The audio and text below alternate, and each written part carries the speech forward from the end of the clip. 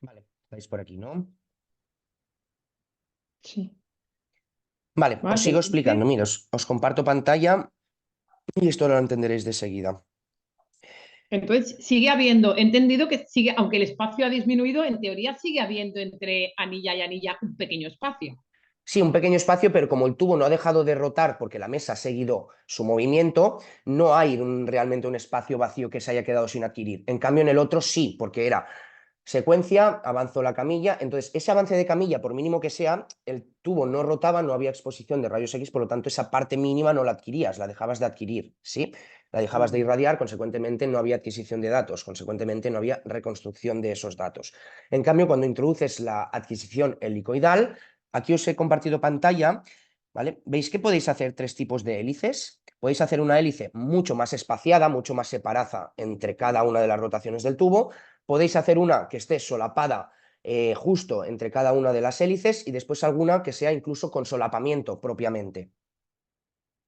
¿Vale? Entonces, no sé si esto lo podéis entender, ¿eh? Fijaros, espera, que os lo minimizo, a ver ¿Esto si lo que lo podéis. elige el técnico o ya viene Sí, marcado? esto es un factor que tú pones en la máquina, igual que tú en una radiografía simple configuras el miliamperaje o el kilovoltaje que quieres disparar, ¿sí? Para que el rayo X salga de una manera u otra. Tú el pitch es un parámetro técnico que tú configuras.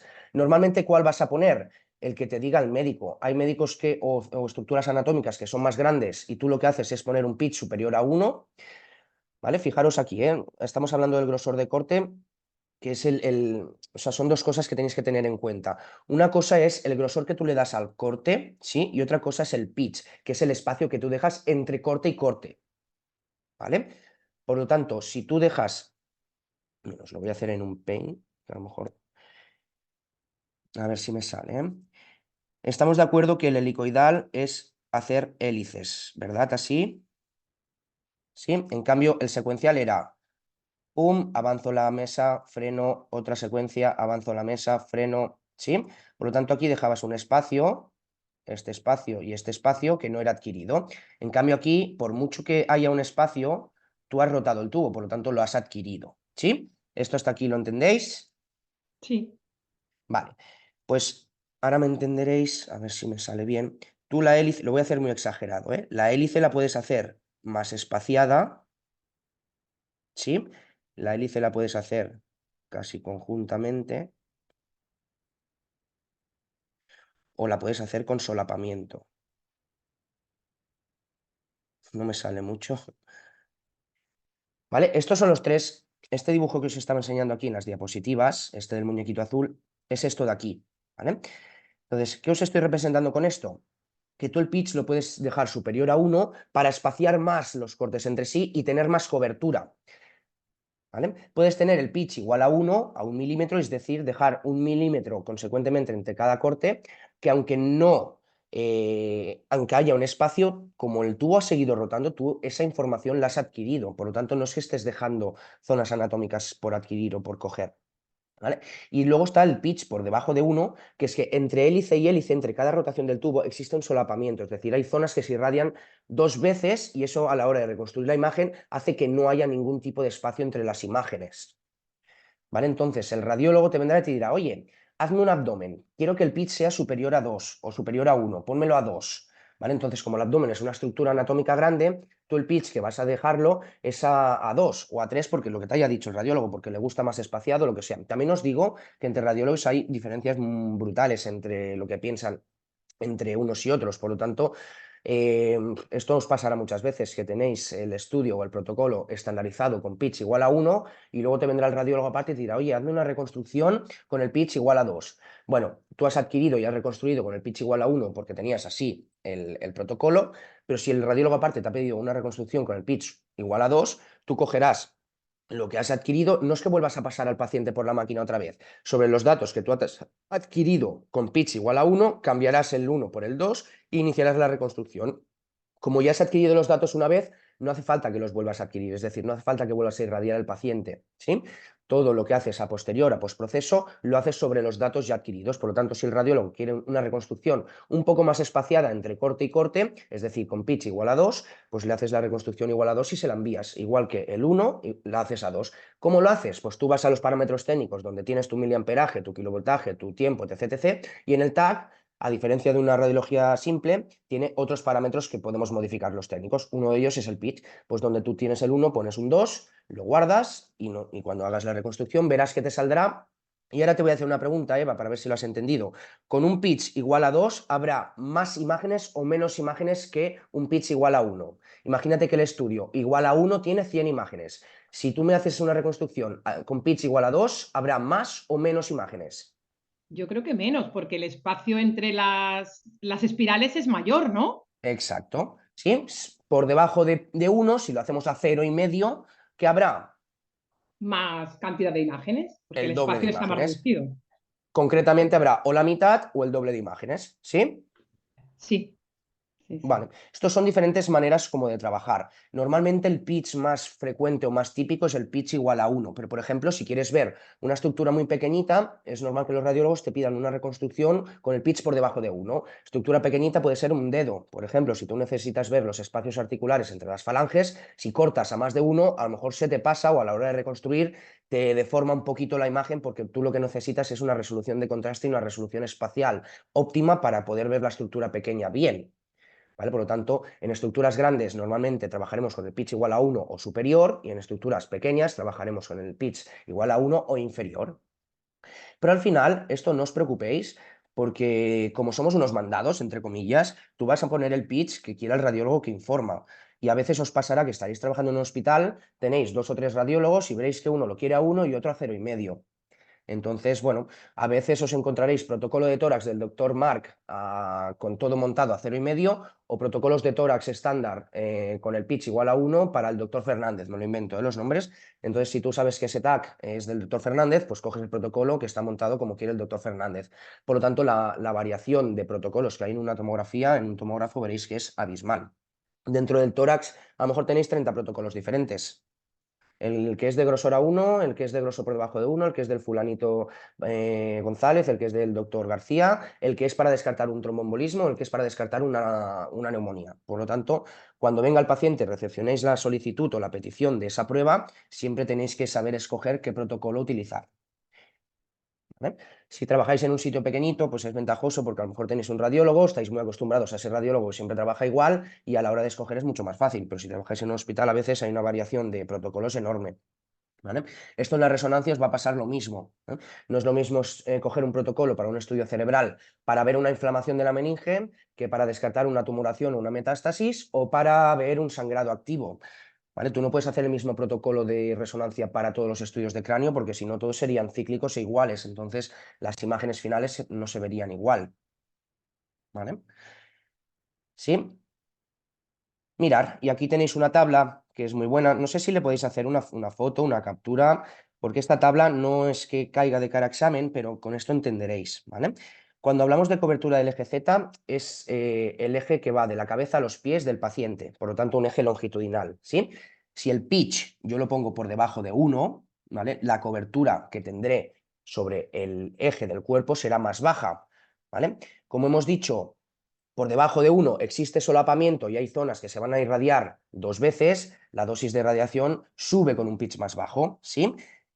¿Qué hace que el pitch sea bajo? La aparición de ruido. ¿Qué es el ruido? Normalmente es como en la imagen final vamos a ver un puntillito, una imagen como no muy nítida, y esto es lo que llamamos el ruido, ¿vale? Con el pitch bajo, menos ruido. Por lo tanto, a los radiólogos les interesa que el ruido sea bajo. Por lo tanto, ¿qué les gustará trabajar o qué tendencia tendrán siempre a trabajar con un pitch más bajo que alto? De 1 para abajo normalmente. Y esto hay una diferencia bastante grande en que los radiólogos más veteranos, como esto casi no se conocía en la época, están acostumbrados a trabajar con el pitch igual a 1 o superior. En cambio, los radiólogos nuevos de nueva formación, los que salen ahora de la carrera, etc., ya están acostumbrados a salir con el pitch por 1 o por debajo de 1. ¿Por qué? Porque ya las generaciones que han estudiado en la carrera de medicina ya saben las máquinas que hoy en día todo esto lo permite. En cambio, hace 50 años esto no estaba ni en marcha, por lo tanto no se sabía.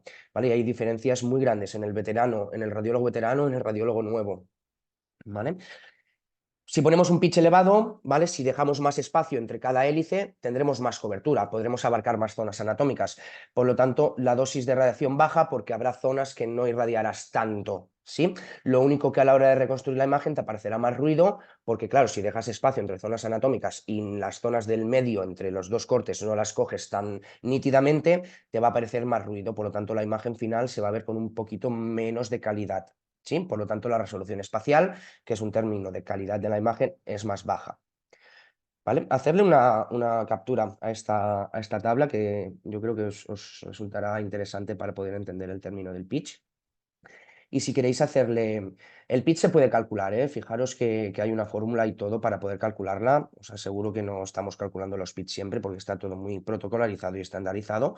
Pero bueno, si queréis hacer también una captura de lo que son estos muñequitos para que sepáis que cuando hablamos del pitch superior a 1, es decir, el muñequito de la izquierda, lo que haces es espaciar más entre hélices, ¿sí? Pitch igual a 1 es dejar 1 milímetro de espacio entre cada una de las hélices, y cuando hablamos de pitch por debajo a 1 es que existe un solapamiento entre hélices, por lo tanto no dejas espacio entre ellas. ¿Vale? No sé si se ha podido entender, Eva, compañía. Sí, yo por mi parte sí. Vale, os quiero explicar una cosa y con esto acabo lo del pitch. A ver si lo puedo hacer con redonditas. Marc, ¿Sí? una pregunta. No entiendo por qué con el pitch más bajo hay más radiación. Porque, mira, si yo hago una hélice aquí, ¿sí? Y hago otra hélice, pero no dejo espacio, fíjate que lo que estoy haciendo es irradiar. ¿Ves esta zona del medio? Ah, vale, vale. Es como, no es cuando digo el doble, no pienses que es el doble, es decir, si yo irradio 2 y estoy irradiando dobles 4, sino que la vuelvo a irradiar. Por lo tanto, la dosis de Sí. irradiación total de lo que es la cobertura de esa prueba es más elevada, simplemente. ¿Vale? En cambio, si dejo espacio entre hélices, lo hago exagerado, ¿vale? Este espacio de aquí, tú lo has adquirido porque el tubo ha rotado, mira esto de aquí, pero has dejado más espacio, por lo tanto has dejado menos dosis que das. Por lo tanto, cuanto más espacio es el pitch, menos dosis. Vale, Pero vale, estamos ok. hablando de dosis mínimas, ¿eh? No tiene nada que ver con el doble o la mitad de dosis que damos, ¿vale? Vale. Vale, entiendo, que esto del pitch cuesta a veces de entender, o al menos así explicado, porque esto cuando llegáis a las prácticas, yo siempre digo lo mismo, cuando vayáis a las prácticas, empecéis a tocar los tubos de rayos en radiología, siempre, cuando empecéis a que os expliquen un poco lo que son los factores del pitch, etc., etc., en máquina, no sé por qué, pero llevas o traduces toda la teoría que has adquirido estos últimos meses en cuestión de segundos, se entiende mucho mejor, ¿eh? Es una sensación general. Me pasó al mismo momento, le pasa a la mayoría de alumnos presenciales, a la mayoría de alumnos online, por lo tanto, daros ese tiempo de verlo en máquina para poder entenderlo mejor, ¿vale? Lo que sí que os quiero explicar, para que no os confundáis, lo hago así. Imaginaros que estos son diferentes cortes, ¿vale? No lo voy a hacer con redondas, pero esto es como si fuesen redondas, ¿vale? ¿Entendéis que esto que os he dibujado de una manera ampliada se ve así?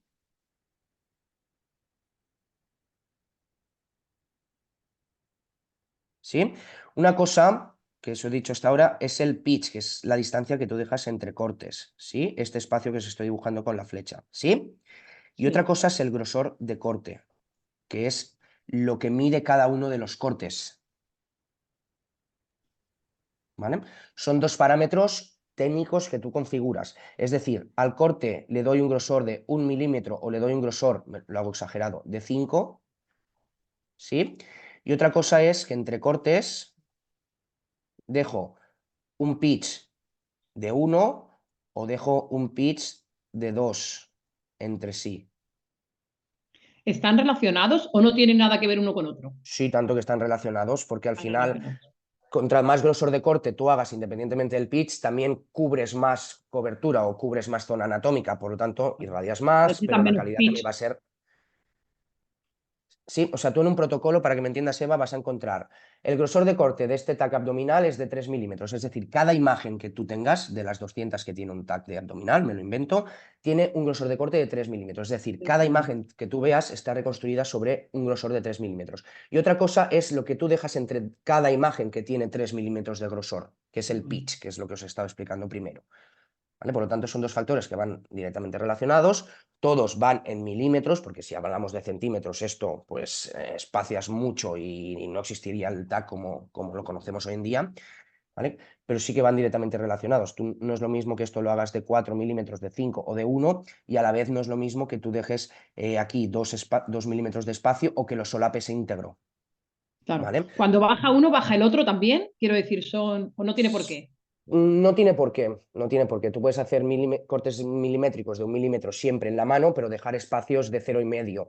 Por lo tanto, cuando subes, os diría que es un sí, pero no, porque dependiendo, si tú amplías el grosor de corte, indirectamente lo que estás haciendo también es ampliar el pitch, porque si no, a la hora de reconstruir la imagen final, el ordenador te va a petardear y lo que va a hacer es artefactos de reconstrucción.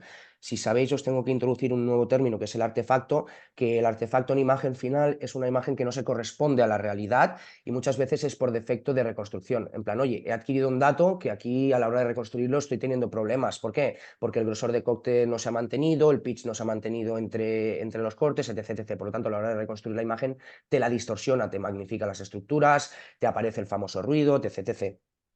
¿Vale? Por lo tanto, para algunas cosas sí que va directamente relacionado. Vale. ¿Vale?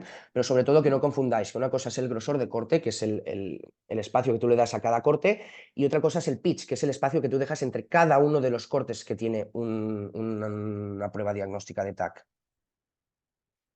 ¿Vale?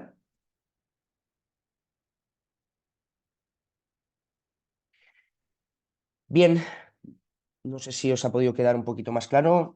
¿Habéis podido hacer cortes de capturas de pantalla sobre esto? Sí. Vale, lo digo porque Sí. estos son los apuntes que doy yo en la otra escuela presencial y bueno, he considerado también importante que le podáis tener, ¿vale? Para poder entenderlo como tal, ¿vale? Bien, ¿alguna pregunta más? Sobre todo a nivel de... ¿Dónde estábamos aquí? No sé, a nivel de temario, alguna cosilla. ¿Queréis que me prepare algún temario de cara al próximo Zoom la semana que viene?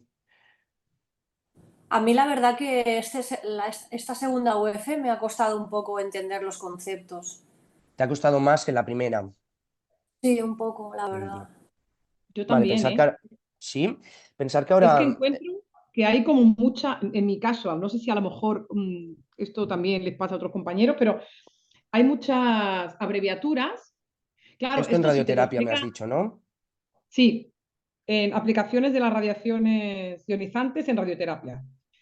En mi caso, que hay muchas abreviaturas, claro, eso si va acompañado al momento de una explicación, pues tú entiendes la abreviatura, pero si tú estás leyendo unos apuntes, yo es que, mira, me he apuntado una frase para leértela, que está, a ver, que es, a ver, sí, aquí, consiste en una carcasa con una fuente radioactiva de 60 Co de unos varios miles de Phi. Y digo, ay, por favor, ¿qué es? ¿Esto me puedes decir en qué, Sí, más que es nada para equipos de cobaltoterapia.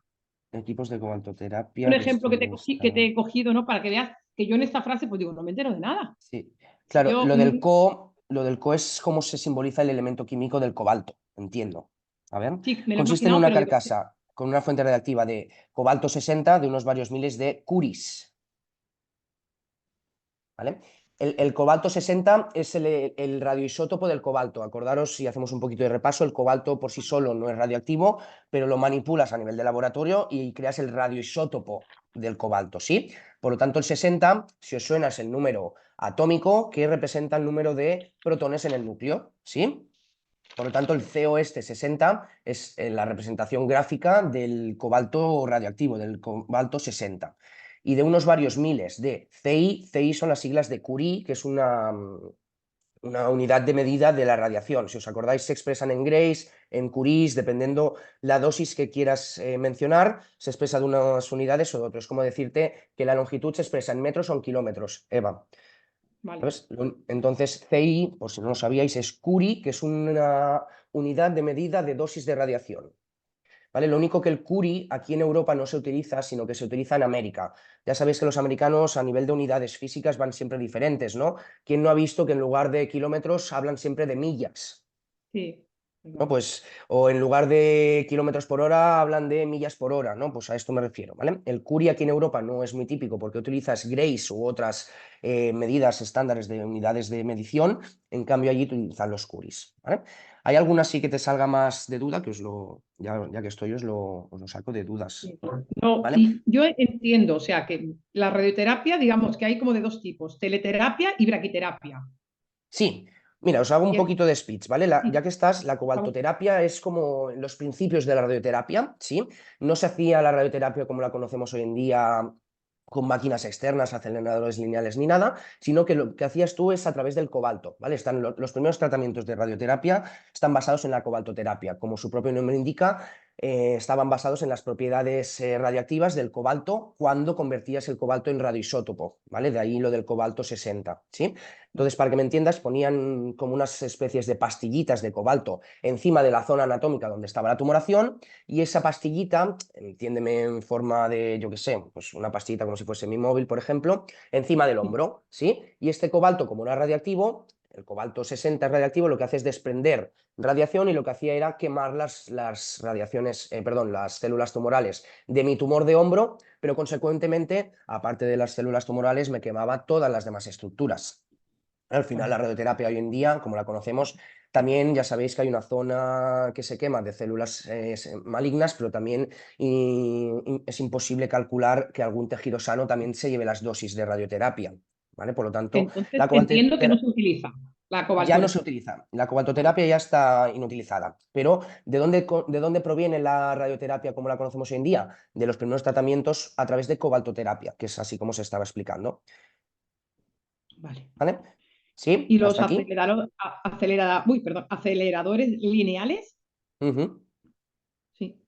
Y hoy en día, o sea, desde la cobaltoterapia, bueno, que eran otro tipo de radiaciones, que eran radiaciones gamma, etc., etc., crearon el acelerador lineal, que es lo que llamamos radioterapia externa, como tú has dicho, y luego la braquiterapia es otro tipo de radioterapia que ahora os explicaré. ¿Vale?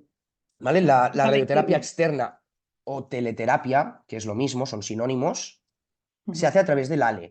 El ALE es Acelerador Lineal Artifact, no sé qué, ¿vale? Por sus siglas en inglés, pero aquí en España, en castellano, el acelerador lineal es la máquina que utilizamos en radioterapia para cualquier tratamiento de cáncer. No sé si habéis visto alguna foto, si tenéis algunos, pero acelerador lineal radioterapia. ¿Vale? Si os enseño un acelerador lineal, hoy en día os lo enseño de Google, pero porque no he hecho nunca radioterapia yo, no tengo imágenes de esto, pero un acelerador lineal, aquí el paciente se introduce en lo que es la camilla, fijaros que tiene una forma similar a lo que es un TAC, ¿vale? Se pone el paciente en lo que es la camilla y esto es el acelerador lineal, ¿vale? El acelerador lineal es una máquina más, como si fuese un TAC o como si fuese una resonancia, para que me entendáis, ¿vale?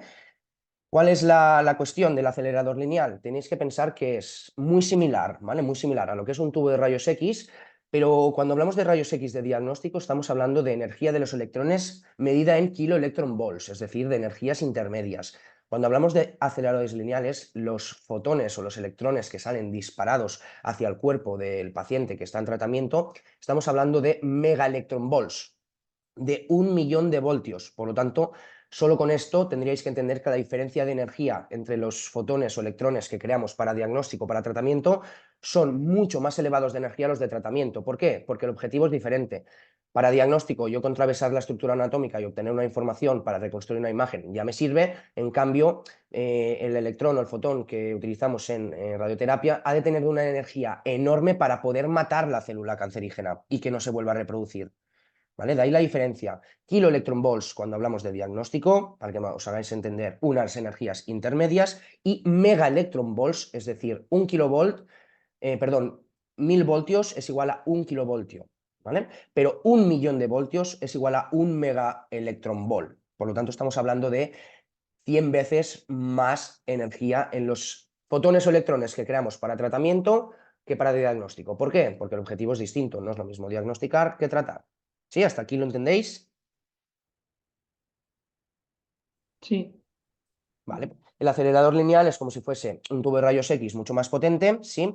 tiene evidentemente no las mismas partes, sino que tiene propiamente, como dice su propio nombre de la máquina, diferentes secciones donde el electrón sale mucho más acelerado, mucha más velocidad que en el cátodo ánodo de un tubo de rayos X convencional. Consecuentemente, ese electrón que viaja mucho más rápido a una velocidad endiablada va a tener mucha más energía que no uno de diagnóstico, ¿vale? Por lo tanto, los tratamientos que se utilizan para hacer o se utilizan en el acelerador lineal para tratamientos suelen ser en lesiones más profundas, ¿vale?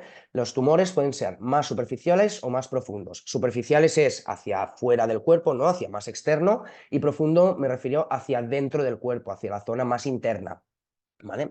Por lo tanto, el acelerador lineal, ¿para qué sirve? Para tratamiento de tumores de lesiones profundas. ¿Por qué? Porque si son superficiales, tú lo que harías sería quemar unas quemaduras, o sea, provocar unas quemaduras u otras lesiones que no interesan dentro del tratamiento. Para eso tienes la braquiterapia, ¿vale? La braquiterapia, ahora iremos, os explicaré qué es la braquiterapia, ¿vale?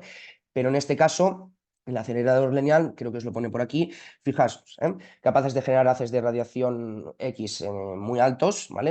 Como os he explicado, de mega electron volts de energía, ¿sí? Permiten tratar sobre todo lesiones profundas, ¿sí? Y normalmente, uy, lo siento, que están haciendo unas obras aquí al costado, no sé si os molestará, si no me decís, que me cambio de sitio. ¿Vale?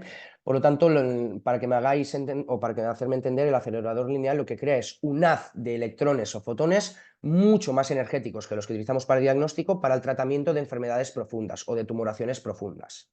¿Vale? Sí, en cambio la braquiterapia, a ver si os la encuentro por aquí, creo que estaba en el mismo...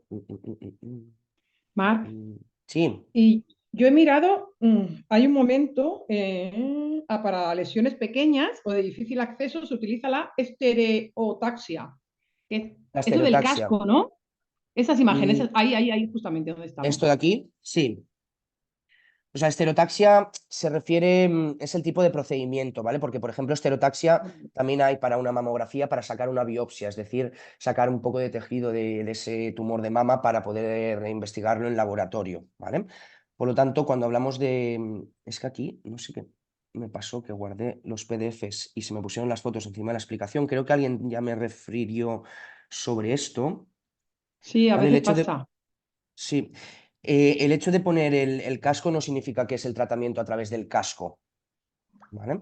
Vale. Aquí la braquiterapia lo que hace es utilizar fuentes encapsuladas. ¿Qué significa una fuente encapsulada? Son como pequeños depósitos, como en forma de semillita, que dentro es donde tú introduces la radiación. Son como pequeños depósitos, ¿vale?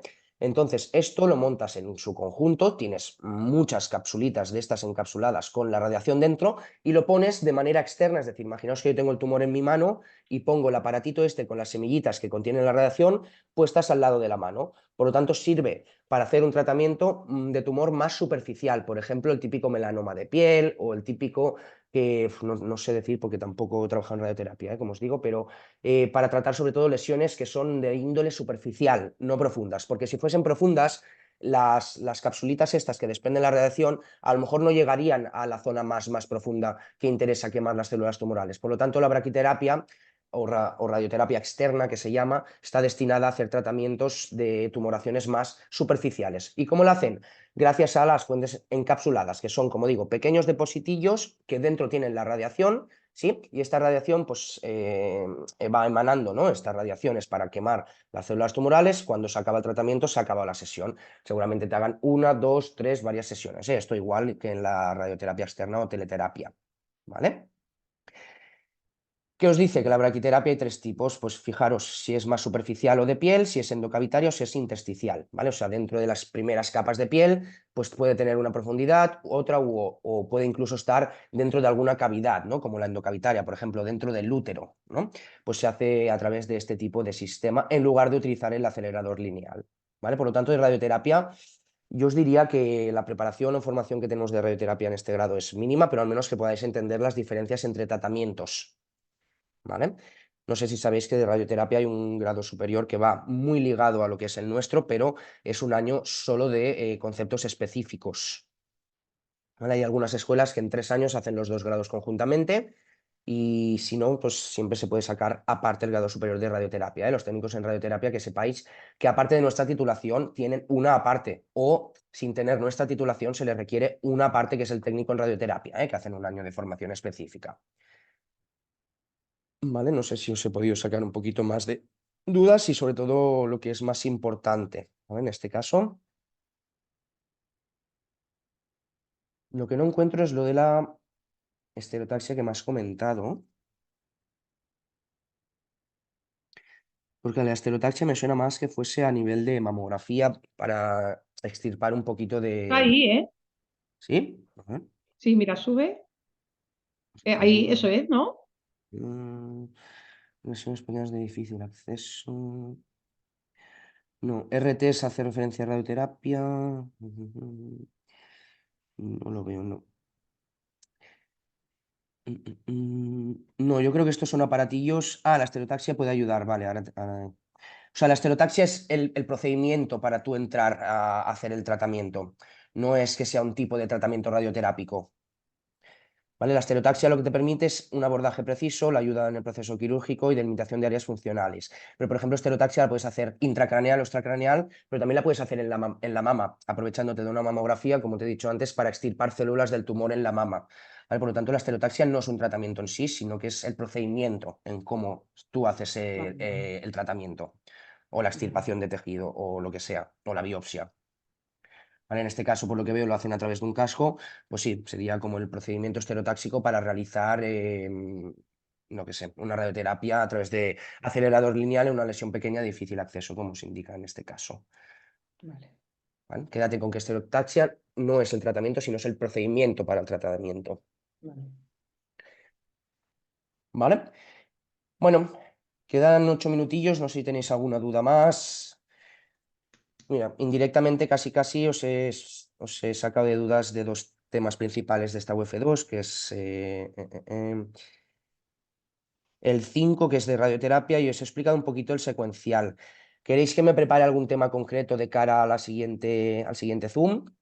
Acordaos que el siguiente Zoom será el día 12, seguramente, os lo pondré el martes que viene, día 12, y ya solo tendréis el 19. El 19 me gustaría que fuesen dudas de cara a examen, últimas dudas, etc, etc. Por lo tanto, a nivel de explicación, dudas de explicación, etc, etc, y de temario, el día 12 será el último. No sé si queréis que os explique un poquito lo que es la escala Hounsfield, más que nada para poder preparármelo un poquito, antes de entrar al Zoom.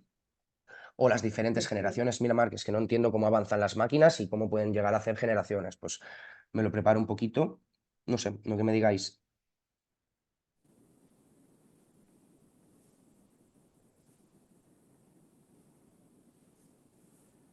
Pues, a ver.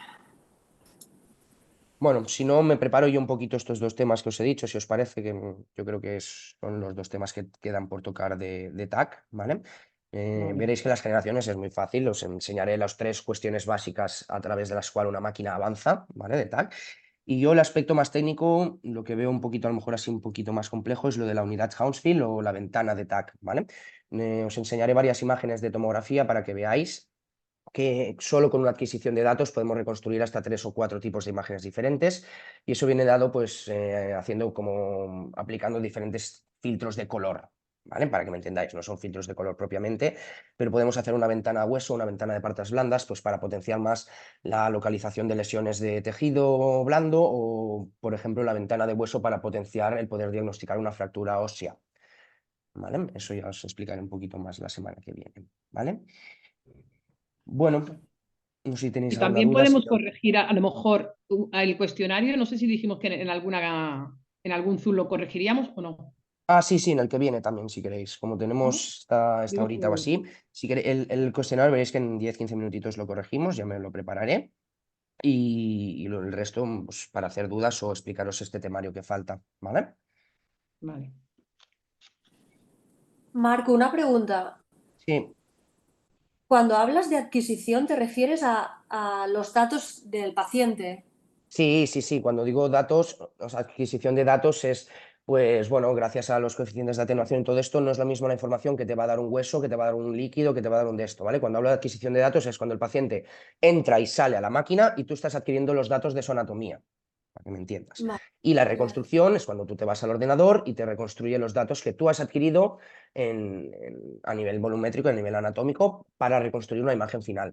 Digo, te sientas en el ordenador porque lo hace el ordenador, no lo haces tú, ¿vale? Pero sí que es verdad que tú has de estar controlando cómo se hace la reconstrucción. Y a partir de aquí, saber si el radiólogo te ha pedido algo diferente a lo que está estandarizado, como lo que os he explicado. Oye, es que me has hecho la reconstrucción con pitch a 1, quiero una con pitch a 0,5. Pues bueno, sobre los datos que tú has adquirido, cambias el parámetro pitch de 1 a 0,5, inicia reconstrucción, ves que se haga la reconstrucción bien y se la envías al radiólogo.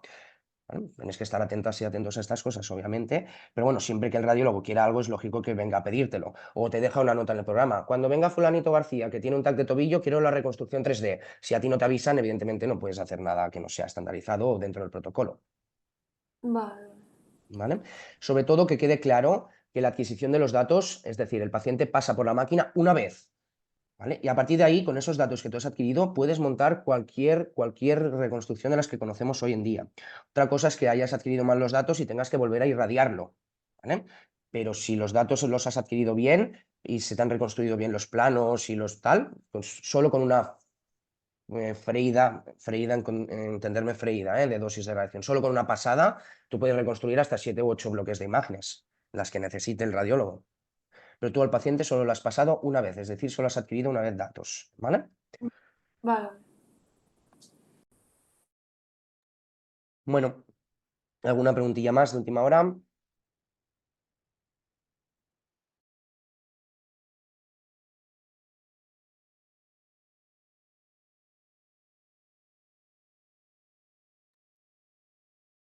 Joder.